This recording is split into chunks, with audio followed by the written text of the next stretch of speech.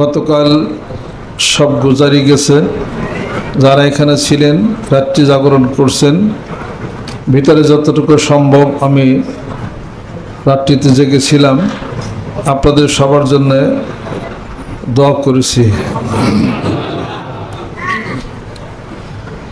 দিন যত যায় চিন্তা কমে না, চিন্তা তত বাড়ে।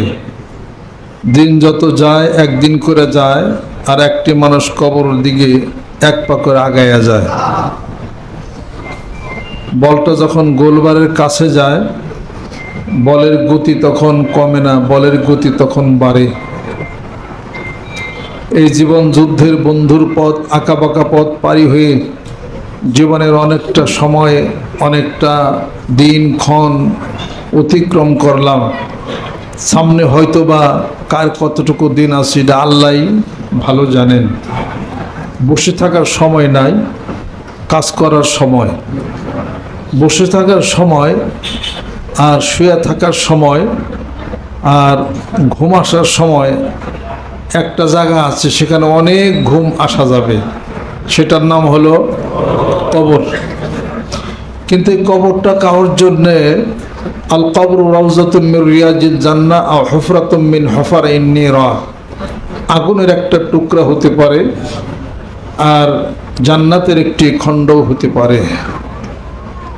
কাজে কবর এমন একটা জায়গা যেখানে শুধুই একজন মানুষই থাকবে। হযরত ওমর রাদিয়াল্লাহু তাআলা আনহু এত কাঁদতেছিলেন ঘরের মধ্যে। বাইর হওয়ার পরে লোকজন জিজ্ঞাসা করলেন, আমিরুল মুমিনিন, আপনি এত কান্নাকাটি কেন পারলেন? হযরত ওমর রাদিয়াল্লাহু তাআলা আনহু বলেন যে আমি যদি জাহান্নামে যাই আমার একটা সাথী থাকবে, আমি যদি জান্নাতে যাই সেখানেও আমার একজন সাথী আমি পাব।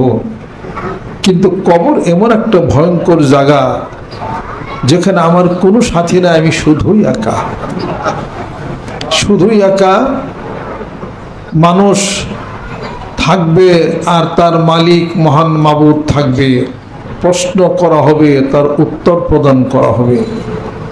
এই সময়টা খুবই ক্রিটিক্যাল একটা সময়। কবরের বেড়াটা যদি কেউ পার হইতে পারে, সব বেড়াই তার পার, আলহামদুলিল্লাহ।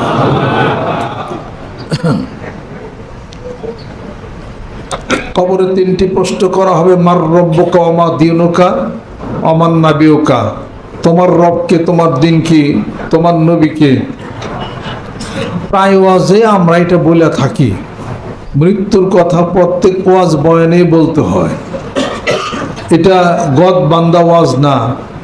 তার কারণ কবরের প্রশ্নের উত্তর 5টা 6টা হবে না, কোনো আলেম বলতে পারবে না, বলতে হবে 3টাই। কি প্রশ্ন করা হবে এটাও বলতে হবে। অতএব হাদিস শরীফ দিন দিন যাবে আর বানাবেন তা না, ওই হাদিস শরীফ একটাই, এটাই বলতে হবে, ইন্নামাল আ'মালু বিন্নিয়াত ওয়া ইন্নামা লিকুল্লি ইমরিইন মা নাওয়া, ফামান কানাত হিজরাতুহু ইলাল্লাহি ওয়া রাসূলিহি ফাহিজরাতুহু ইলাল্লাহি ওয়া রাসূলিহি ওয়া মান কানাত হিজরাতুহু ইলা দুনিয়া ইউসিবুহা আও ইমরাতিন ইয়াতাযাওয়াজুহা ফাহিজরাতুহু ইলা মা হাজারা ইলাইহি মুত্তাফাকুন আলাইহি। নিয়তের হাদিস শরীফ একই অর্থ, একই কথা, একই হিসাবপত্র, যেখানে যান এটাই আপনাকে বলতে হবে। আজকে যারা আসছেন এখানে, অনেক সেদিন একটা সংবাদ শুনে অনেক খারাপ লাগছে, মনের হৃদয় থেকে শুনি, সব সংবাদই শুনি, কিন্তু কিছু কিছু আফসোস হয় যে মানুষ বেঁচে থাকতে মানুষ সতর্ক আমরা হইতে পারি না। আজকে দেখেন ব্যবসা বাণিজ্য, টাকা পয়সা, গাড়ি বাড়ি সব কিছু আপনার হইল, ঢাকায় জায়গা রাখলেন, এটা হইল, টাউনে জায়গা রাখলেন, সব কিছু হইল। কবরের জন্য কিন্তু একদিন সময় জায়গা আপনি আমি রাখি নাই। মৃত্যুর পরে ছেলে সন্তানরা কি করবে? দ্বিধাদ্বন্দ্বের মধ্যে ভুগবে, কোথায় পিতাকে রাখা যাবে, কোন জায়গায় রাখা যাবে, এটা নিয়ে অনেক কিছুই দ্বিধাদ্বন্দ্বের মধ্যে পড়ে যাবে। আমি মাঝে মাঝে আমার বক্তব্যের মধ্যে আমি বলে থাকি যে গণকবরে কবরস্থ হয়েন না, গণকবরে কবরস্থ হয়েন না। হাদিস শরীফ শোনেন, কোনো ইমানদার বান্দাকে, আমলদার ব্যক্তিকে যদি যদি এমন জায়গায় কবরস্থ করা হয় যেখানে আরেকটা গুনাহগার মানুষ, ফাঁসি দেওয়া মানুষ, বিষ খাওয়া মানুষ অথবা হত্যাকারী এমন অপরাধী ব্যক্তি যদি তার কবরের সাথে লাগা যদি কবর পড়ে, তার শাস্তির ভাগী ইমানদার বান্দা সেও হবে। অতএব জানা যায়, এই জন্য বলা হয় গণকবরে কবরস্থ হয়েন না। গণকবর খারাপ তা বলি নাই, সাধারণত গণকবরে যে কোনো মানুষই কবরস্থ হইতে পারে। কথা ঠিক কিনা বলেন? দুটি কবর, তিনটা কবর হয়েছে আমার জানা মতো। এই তিনজন মানুষ সম্পর্কে আমি খুব ভালো জানি, ভালো আমল, কিন্তু কবরটা মনোপুত হয় নাই। কবরটা মনোপুত হয় নাই। 8 তারিখে যিনি চলে গেলেন মাওলানা খোরশেদ আলম সাহেব, কবরটা মনোপুত হলো না। শহীদ বুদ্ধিজীবী কবর, ওখানে যে কবরটা দেওয়া হয়েছে ও কবর কি ওখানে থাকবে? ওই কবর উপরে আরেক কবর দেওয়া হবে। এক।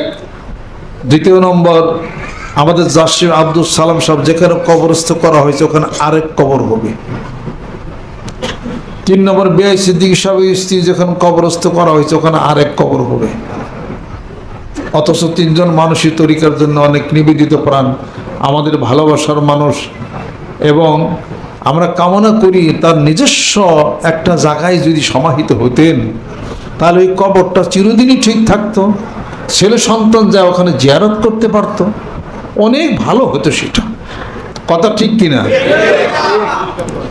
ওয়াজ শোনা এক জিনিস, ওয়াজ সাথে নিয়ে যাওয়া আলাদা এক জিনিস, নামাজ আদায় করা এক জিনিস, আর নামাজের সমাজে প্রতিষ্ঠা করা আলাদা এক জিনিস। সমাজে নামাজ প্রতিষ্ঠা করো, সংসারে নামাজ প্রতিষ্ঠা করো। আজকাল অনেক অনেক মঞ্চের টেবিলে বড় বড় নেতা কর্মী যারা আছে, দেশ যারা চালান, ওনারাও ভালো বক্তব্য দেন, বেশ ভালো কথা, কিন্তু ওনারা বক্তব্য শেষে ওমা আলাইনা ইল্লাল বালাগও বলেন না। ওনারা বক্তব্যের প্রথমে আউযুবিল্লাহ বিসমিল্লাহও বলেন না। ওনাদের বক্তব্যের মধ্যে কেবল নামাজ পড়ে আসছেন আমাদের নেতা যিনি আছেন, ওনার বক্তব্যের মধ্যে ওনার যারা কর্মী আছে একজন করে নামাজ পড়তে বললেন না, জিকিরের কথা বললেন না, হজের কথা বললেন না, জাকাতের কথা বললেন না, ওজনে কম দিও না তা বললেন না, পিতা মাতার খেদমত করো এটা বললেন না। বললেন এ দেশকে ভালো করতে হবে, ভোটে নির্বাচন করতে হবে। আর কি বললেন? যে আমাকে এবার যদি তোমরা নির্বাচন করো তাহলে আমি এলাকার অনেক উন্নতি সাধন আমি করব। আমার আগে যারা চলে গেছে তারা তো লোক ভালো না, তারা গম চুরি করছে, তারা চাল চুরি করছে, অপোজিশন পার্টির যত দুর্নাম করে গেল, আর নিজে নির্বাচন হলে পরে অনেক কিছু সমাজে সে করবে, অথচ নামাজের কথা বলল না, অথচ নামাজ জামাতে আদায় করে আসছে। প্যাঁচ খাইছে কিনা জোরে গণ, প্যাঁচ খাইছে কিনা জোরে গণ। ওয়াজ শোনা এক জিনিস, ওয়াজ মানা এক জিনিস, ওয়াজ বোঝা এক জিনিস, সেই ওয়াজ বাড়িতে নিয়ে যাওয়া আর এক জিনিস, ওই ওয়াজ সন্তান ছেলে সন্তানের মধ্যে প্রতিষ্ঠা করা আলাদা আরেক জিনিস। এই জন্য আমি আমাদের দেশের যারা বড় বড় নেতাকর্মী যারা আছেন, আপনাদেরকেও তার কেউ কিছু বলবে না, কারণ আপনাদেরকে বলবে কি আপনারা তো অনেকের বস, বসের কথা বললে সমালোচনা করলে পড়তো পদ হারিয়ে যাবে, চাকরি হারিয়ে যাবে।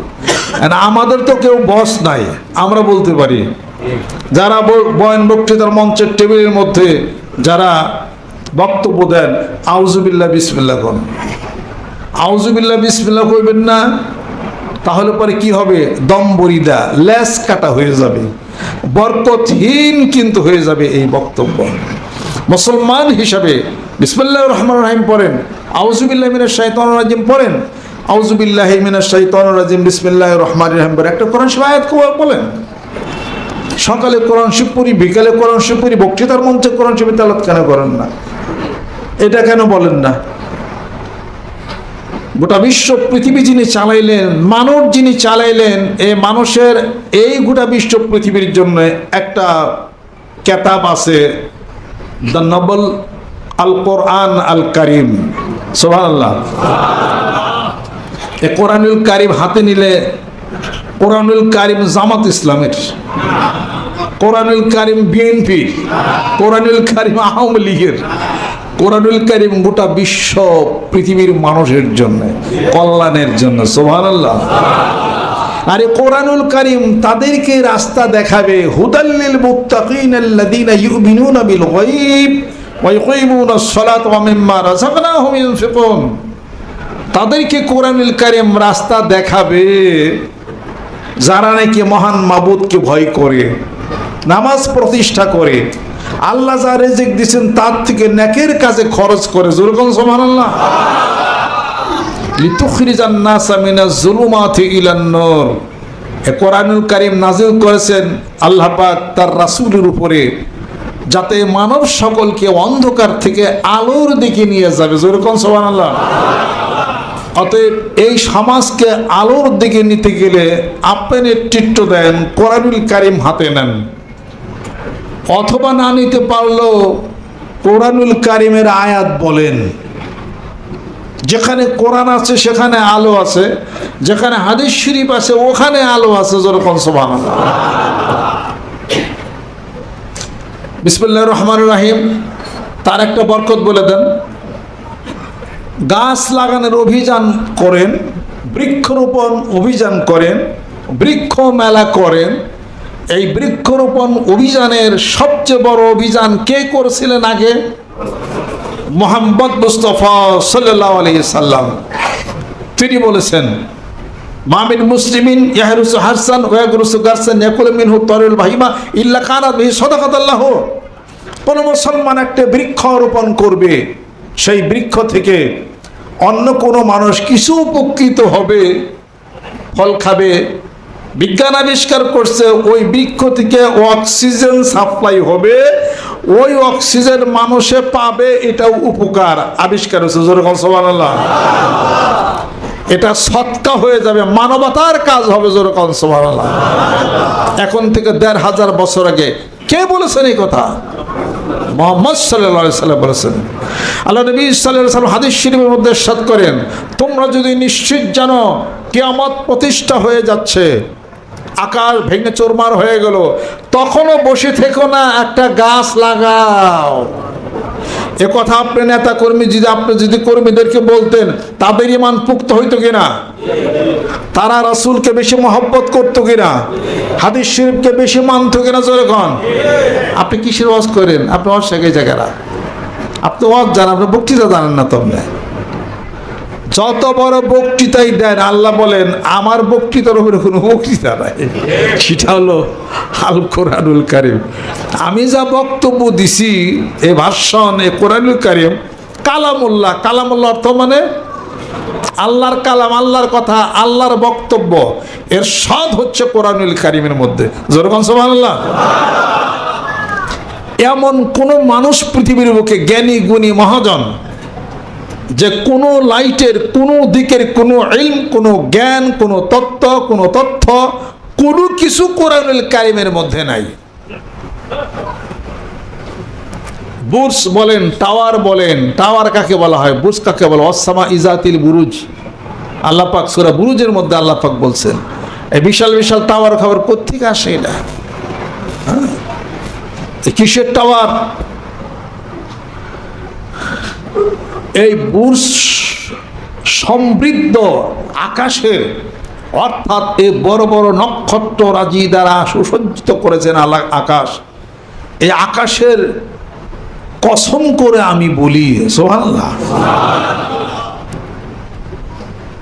এগুলো আল্লাহ পাক বলেছেন কোরআনুল কারীমের মধ্যে। আমি আপনাদের খেদমত আরজ করতে চাই, যে কোরআন জানবে না সেই ব্যক্তি মারামারি করবে, যে হাদিস শরীফ জানবে না সেই মারামারি করবে। যে কোরআন যে জানবে, বুঝবে, কোরআন শরীফ বুঝবে, হাদিস শরীফ বুঝবে, ওই ব্যক্তি মারামারি করতে পারবে না। অতএব আপনি যখন কোরআন এবং হাদিস শরীফের লাইটে আলাপ আলোচনা করবেন, কোরআনুল কারিমের আলাপ আলোচনা কি শুধু বিএনপি করবে? কোরআনুল কারিমের আলাপ আলোচনা কি শুধু খালি মজলিস, খেলাফত মজলিস তারা করবে? খেলাফত আন্দোলন করবে তারা? অন্য কোনো দল ইসলামী পার্টিরা করবে? কোরআনুল কারিমকে সাফ কালো করে কেউ কিনে নিছেনি? আপনি যদি মানুষকে আল্লাহর রাস্তায় আনতে পারেন, আপনি যদি মানুষকে ভালো করতে পারেন, মানুষগুলি ভালো সমাজ উপহার। সুবহানাল্লাহ। ভালো মানুষ হইতে ভালো কথা, আর ভালো কথা একমাত্র আল্লাহর কালাম ছাড়া কোনো ভালো কথা হতে পারে না। বলবেন যে রবি ঠাকুর ভালো মানুষ ছিলেন, সবই ভালো কথা কি বলছে নাকি?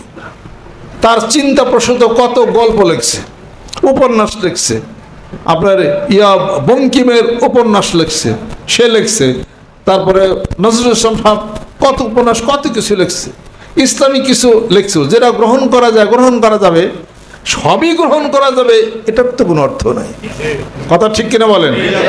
কবিতার কাব্যিক প্রতিভার মাধ্যমে তার জ্ঞান প্রসূত অনেক কিছু সাহিত্যের আকারে সে প্রকাশ করছে, সব তো গ্রহণ নাও করা যেতে পারে, কিন্তু আল্লাহ পাক বলেন আমার এই কোরআনে সবই গ্রহণ করতে হবে। যেরকম সুবহানাল্লাহ। এর শব্দ হচ্ছে কোরআনুল কারিমের মধ্যে আল্লাহ পাক ঘোষণা করেন আফাতুমিনুনা বিবাদিল কিতাবে ওয়া তাকফুরুনা বিবাদ। আল্লাহ পাক বলেন আমার কোরআনুল কারিমের কোন অংশকে তোমরা মানো আর কোন আয়াতকে তোমরা অস্বীকার কেন করো? সবই মানতে হবে। যেরকম সুবহানাল্লাহ। কোরআনুল কারিম এই সমাজ ব্যবস্থার মধ্যে হাতে নেন, সব নেতা কর্মী পার্টির মানুষ সব হাতে নেন, কোনো ভয় নাই। কোরআনুল কারিমে হাতে নেই না, ইসলামের কথা বলি না, নামাজের কথা বলি না, হজের কথা বলি না, জাকাতের কথা বলি না, কোরআন হাদিস শরীফের আলাপ আলোচনার মাধ্যমে শিক্ষা ব্যবস্থার কথা বলি না, বিদায়ী এই সুযোগটাও অন্য কেউ নিতেছে। কথা ঠিক কিনা বলেন? আপনি যদি সুযোগটা নেন তারা চান্স পাবে না। কথা ঠিক কিনা বলেন? মানিকগঞ্জে আমাদের তুতা মিয়া মারা গেছেন, উনি ওই নৌকা তখন বালি বায়, তখন কয়েকজন লোক এই নৌকার মধ্যে ওনারা গেছিলেন, যার মধ্যে নদীর পাড়ে সাধারণত গ্রাম দেশের মেয়েরা সন্ধ্যার আগে গোসল করতে আসে, বিকালে কাজটা সারার পরে।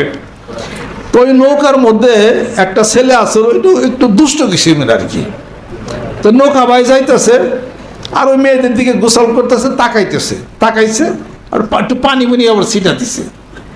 তারা যাই করছে কি তাদের বাড়িতে পুরুষদের কাছে বলে গেছে, কই ওই নৌকা যাইতেছে, ওই সারা আমাকে দিকে তাকিয়ে আসলো, পানি ছিটিয়ে দিছে। তারা যে নদীর পাড়ে গোসল করতেছে সেটার কোনো দোষ হইল না। কথা খেয়াল করছে? পরে তারা তো সব বললম টল্লম হ্যান ত্যান নিয়া কেরারে কয় ওই নৌকা ধর। শেষ পর্যন্ত সবাই যায় নৌকারে ধরছে, ও পড়ছে নৌকার ভিতরে যে পলাইছে। সে মহিলার কইছে কেরা, হ্যাঁ ওনাকে মধ্যে কয় গেল কোন জায়গায় গেছে, মনে হয় পলাইছে। এসে তোতা মেয়ে কয় অবস্থা যেরকম খারাপ, ওরা তো ধরা পারলো, আরে কাশিতে জব করে আলো একবারে। কয় শেষ পর্যন্ত করলাম কি, কয় ভাই আপনার কাছে মাপ চাই, আমি হইলাম এই নৌকা নিয়ে আইছি, পোলাবান মানুষ বুঝার ভাড়া নাই, কয় পোলাবান বুঝি না, আমার কাছে চাইরা দেন। কি একটা ব্যাঘাত অবস্থা। পরে তার পোলাবান বুঝতে পারে নাই, আমি বিচার করে দিতেছি, আপনারা খারে দেখেন। এ কথা কয়া এর ভিতর তোর টাইনা বাইরে করে পরে স্যান্ডেল তো বাড়ি। আর আপনারা তুই এরকম করছো, সমান মারছ, স্যান্ডেল দেখলে বাড়ির উপরে বাড়ি খালি। যারা আইসল ওরা মারবার লেগে, তারা কয় আমরা পারম কি ওই দিতে বাইরে ওরা ঠিক করতেছে। বাইরে বেড়ে থাপড় তুপড় দিয়া কয় ভাই মাফ চাই, কয় জান গা এ পদ্মা আর আইসেন না আপনারা নৌকা লইয়া। শেষ পর্যন্ত নৌকা নাইছে। তোতামে কয় আমি যদি তোরে না মারতাম, যদি সাইরা দিতাম, ওরা মারলে কেমন হইতে এটা কতই, ওরা মারার আগে তোরে শাসনকে সম্মান বাঁচিয়ে নিছি। ধরে গান ঠিক কিনা? কোরআন শরীফের কথা বলবেন না, নামাজের কথা, হজের কথা, জাকাতের কথা বলবেন না, ওয়াজ করবেন কি তেলে? আপনারা বলেন না অন্য কেউ সুযোগ নিস, আপনি নামাজের কথা বলেন, আপনি জাকাতের কথা বলেন, আপনি হজের কথা বলেন, আপনি জিকিরের কথা বলেন, আপনি গোটা সমাজটা সুন্দর ভালো হয়ে যাবে ইনশাআল্লাহ তাআলা। বলবেন নামাজ পড়লে জিকির করলে মানুষ ঠান্ডা হয়ে যাবে, আন্দোলন করবো কারা? কথা ঠিক কি রাখো? এটা যেমন